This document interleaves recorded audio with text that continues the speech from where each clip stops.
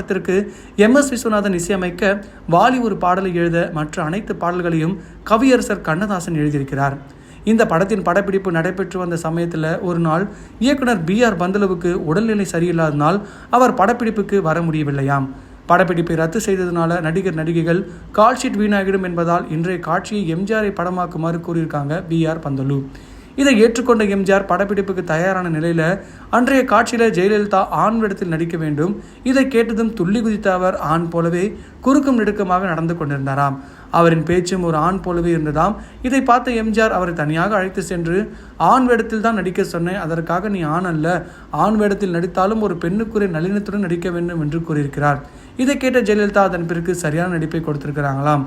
ஒரு காலகட்டத்தில் பீக்கில் இந்த ஜெயலலிதாவுக்கு அடுத்தடுத்து நிறைய பட வாய்ப்புகள் வராதனால அவங்க வாழ்க்கையை இழந்து போகும் சமயத்தில் அவங்களுக்கு நிறைய பட வாய்ப்புகளை கொடுத்து அவங்கள உச்சநிலைக்கு கொண்டு போனது யாருன்னு சொல்லி எல்லாருக்கும்